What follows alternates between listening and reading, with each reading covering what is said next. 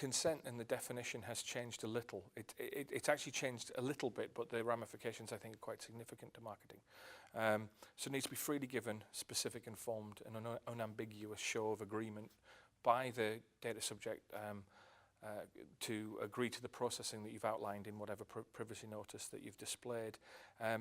The checkbox has to be proactively ticked. It's active consent, rather than, as we have now, a lot of different checkboxes that are always usually ticked, right? So there is a movement away from you can't start to have assumed consent. When it comes to then mandatory consent, there's no real choice. One of the key pillars here is that for consent to be freely given and valid, it needs to have choice. The data subject, it's their data. They have to have the choice to say whether they're going to give it or not.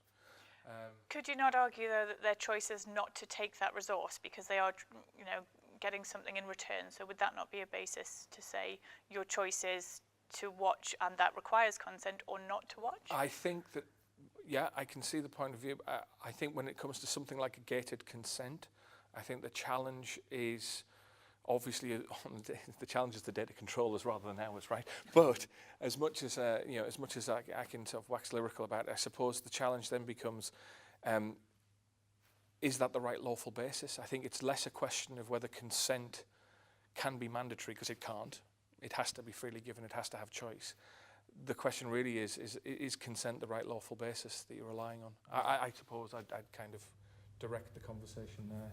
That's it. It's if it's not freely given, it's a simple point that they make really in the article. The Article 29 Working Party. They've done quite a lot of work on sort of gated consent and that this being a precondition of access to a service, and it all boils down to if you have to give your data away to access a service, it's not freely given, and that's where it stops really. There doesn't seem to be too much grey area on that principle. I'd agree.